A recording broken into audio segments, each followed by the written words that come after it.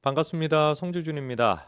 대선을 앞두고 있는 이 시점에서 국민의힘의 모습을 보면은 참으로 정말 한심스럽다라는 생각밖에 들지 않습니다. 근데 이게 뭐 국민의힘만 그런 것이 아니라 민주당의 상황을 봐도 저기는 또 뭐 정상이냐라고 한다면 저기는 비정상 그 자체다 보니까 우를 보거나 좌를 보거나 여기저기를 보거나 어디를 보든지 간에 참 진짜 대한민국의 미래가 보이지 않는 것 같아 가지고 참으로 정말 깝깝한 이런 심정입니다. 뭐 저뿐만 아니라 지금 영상을 보시는 분들도 민주당이 원래부터 마팅이 가 있었고 그럼 저렇게나 마팅이 가 있는 민주당을 상대로 국민의힘은 제대로 하냐 이것도 또 아니다 보니까 아따 그냥 모르겠다 그냥 다 치워버려라 이런 지금 생각을 하시는 분들이 많을 것 같습니다. 오늘 일단 제가 영상을 통해 가지고 지금의 민주당 상황에 대해 가지고 말씀을 드리고자 하는데 민주당 내부적으로 지금 스멀스멀 그런 분위기가 나오고 있다라고 하죠. 겉으로는 이제 뭐 이재명을 가지고 무조건 대선을 치른다. 그리고 또 대법원에 대해 가지고 협박도 하고 있고요. 대법원장까지도 탄핵을 시키겠다. 이런 식으로 지금 겉으로는 얘기하고 있습니다만 원래 이제 약한 사람이 목소리가 세죠. 겁먹은 개가 더 짖는 법 아니겠습니까? 그렇다고 민주당이 개라는 거냐? 그게 맞죠. 개딸 아닙니까? 그러니까. 그래서 겁을 먹고 있다라는 게 오히려 이 지금 모습으로 나타나고 있는 것 같은데 실질적으로 지금 민주당 내부적으로도 야 이재명 가지고는 이거 안 되는 거 아니야? 혹여나 진짜 잘못해가지고 대법원의 확정 판결이 이 대선 전까지 나오게 된다면 후보 등록까지 다 끝난 마당에 만약에 대법원 판결이 뭐 확정이 돼버리게 된다면 우리는 후보조차 못 내게 되는 것인데 그러면 국민님이 누가 나오든지 간에 당선이 되는 이 꼴을 과연 그냥 가만히 두고만 있어야 되는 것이냐. 당연히 그런 일은 없겠지만 이라고 스스로 최면을 또 걸면서 당연히 그런 일은 없겠지만 일단 무소속으로 누군가를 빼놓고 한덕수를 갖다가 빼놨던 것처럼 우리도 마찬가지로 누군가를 빼놓고 플랜 B를 만들어야 되는 거 아니냐. 이런 지금 논의가 나오고 있다라는 거거든요.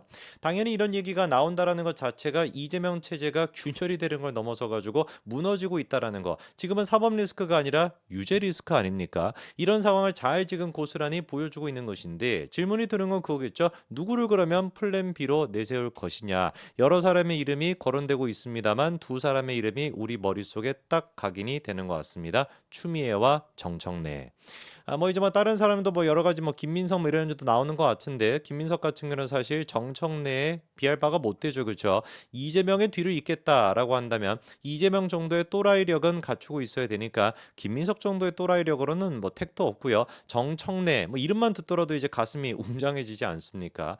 여러분 기억하시는 것처럼 DJ 때 같은 경우도 그런 식으로 정동영이가 치고 나와가지고 정치 생명을 했었고 그리고 정동영이 지금까지도 해먹고 있지 않습니까? 그리고 그 정동영의 키즈 두 사람이 누구예요? 이재명과 정청래 아닙니까? 정동영을 뭐 지키는 사람들이었는지 정동영을 뭐 사랑하는 사람들인지 뭐 하는 사람들인지 모르겠지만 그거 이제 하면서 정청래와 이재명 두 사람이 정계 진출을 했었거든요. 오늘 저는 영상을 통해 가지고 겉으로는 겁먹고 있는 민주당이 뭐라고 왈왈 지저대고 있는지 이 개소리이기 때문에 해석이 좀 필요합니다. 근데 뒤로는 지금 도대체 무슨 꿍꿍이가 있는 것인지 정청래가 어떤 식으로 이재명의 자리를 호시탐탐 노리고 있는지 한번 좀 봐야 되겠습니다. 자, 이번에 이제 그 법원에 대해 가지고 이재명과 정청래 그리고 또 당 지도부 같은 경우도 계속해가지고 압박을 넣고 있죠. 그런데 이번에 이재명과 정청래 두 사람이 전부 다 공유했다라고 하는 글이 하나 있더라고요. 바로 민주당의 판사 출신의 국회의원입니다. 최기성이가 쓴 다음 같은 글인데요. 뭐 여러 가지가 이렇게 뭐 쭉쭉쭉쭉 나와 있습니다만 중간에 이제 뭐라고 나와 있습니까? 재판은 매 신금마다 양쪽의 주장과 증명에 열려 있어야 되고 형사 재판에서는 피고인의 권리 보장이 핵심이다. 뭐 이런 얘기가 있고 뭐 그렇게 어쩌고저쩌고 해가지고 이재용의 케이스랑 원세훈의 케이스를 봤었을 때 이렇게나 빨리 대법원 판결이 나온 게 잘못이다 이렇게 지금 지저대고 있거든요. 아까 제가 말씀을 드렸죠. 개 짖는 소리는 해석이 필요하다고. 사람이 어떻게 개 짖는 소리를 해석하냐 뭐 이런 약간 문제가 있기는 있습니다만 아까 이제 이 사람이 한 얘기가 개소리인 게 뭐냐면 판사 출신이라고 하는 것도 저는 이거 좀 조사해 봐야 된다고 봐요.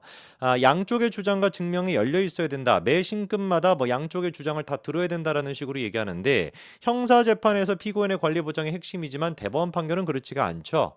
대법원 판결 같은 경우는 어떻게 합니까? 심리 자체가 사실상 필요가 없습니다. 서류만 가지고서 하는 거기 때문에 아예 그냥 이재명이가 출석하지 않아도 돼요. 그걸 아는 양반이 왜 저렇게 헛소리를 짓거리고 있습니까?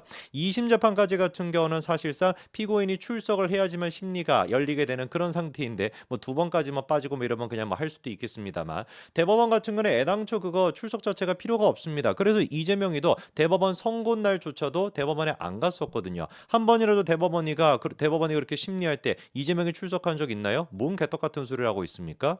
그리고 또 아까 전에 이종의 케이스랑 원세훈의 케이스를 갖다가 들고 있는데 애 많이 쓰신 것 같아요. 케이스를 찾느라. 그런데 그게 이제 다 헛수고였죠. 이재용이랑 원세훈 두 사람이 무슨 뭐 선거법 위반에 대해 가지고 처벌을 받았습니까?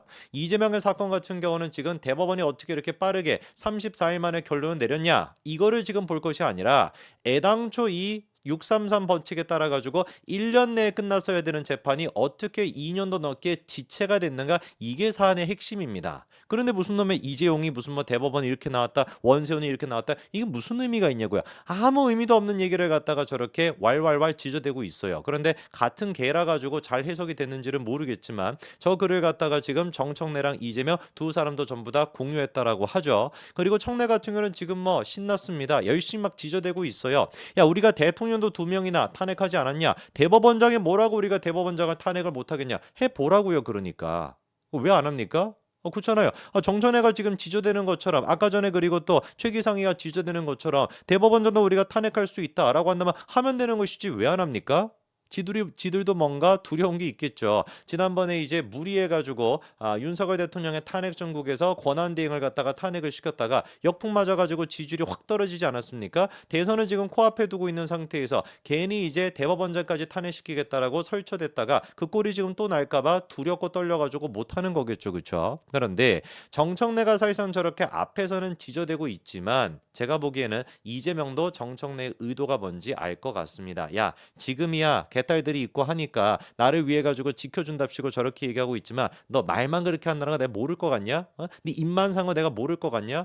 여러분 다 기억나시죠? 이재명이가 지난번에 재판 결과 2심이었나요? 그거 이제 나올 당시에 정청래가 어떻게 했습니까? 재판장의 모습도 드러내지 않았어요. 다른 이제 그 뭐 저기 친명이라고 하는 개딸이라고 하는 의원들은 다 도열해가지고 이재명이를 기다리고 있었는데 정청래 모습이 없었죠. 이유가 뭐였습니까? 교통이 막혀가지고 못 왔대. 말입니까? 방구입니까? 이게 그냥 방구 소리인 것 같은데 개 짖는 소리보다는 방구 소리가 낫나요? 자 그러다 보니까 벌써부터 지금 나오는 얘기가 뭡니까? 이재명 대신에 추미애 정청래 지지층에서 백업 후보론에 대한 이야기가 스멀스멀 나오고 있다는 겁니다. 특히나 어디에서 이런 얘기가 나오냐? 클리안과 재명인의 마을에서 나온대요. 이 두 가지 사이트가 이제 정신병자들 모여있는 사이트거든요. 개딸들이 다 모여있는 사이트입니다. 그런데 그 사이트에서조차도 뭐라고 지금 글이 올라오냐? 민주당의 후보는 당연히 이재명 한 명밖에 없지만 그럼에도 불구하고 최악의 상황은 대비해야 되는 거 아니겠냐.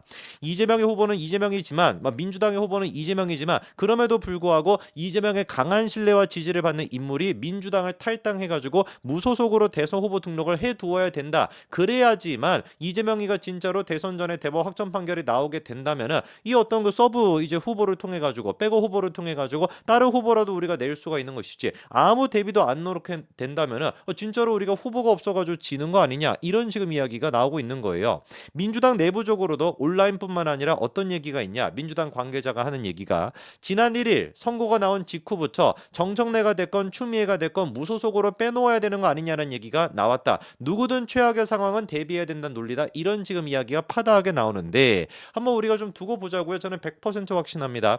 제일 열심히 지저대는 사람 제일 열심히 내가 이재명을 지키겠소이다 라고 지저대는 인간 그 인간이 가장 먼저 뭐 할 것이다 내가 이재명의 정신을 계승한다 내가 이재명을 갖다가 지킬 수 있는 유일한 사람이다 라고 외치면서 이재명은 멀쩡히 살아있는데 아직까지 그 정신을 지키겠다면서 그냥 보내버리는 거 아닙니까 골로 이재명은 살아있지만 내가 저 사람을 계승하겠습니다 라고 등판하는 사람이 누구다 가장 열심히 가장 먼저 짓고 있는 사람이다 그게 지금 제가 봤을 때는 정청래인 것 같거든요. 하필이면 또 청래가 뭡니까 누굽니까? 법사위원장이잖아요.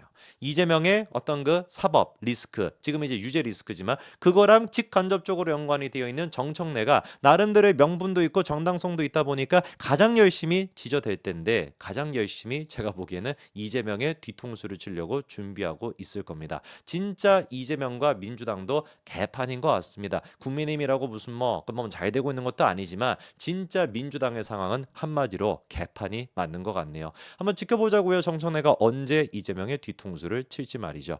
여기까지 말씀드리겠습니다. 감사합니다.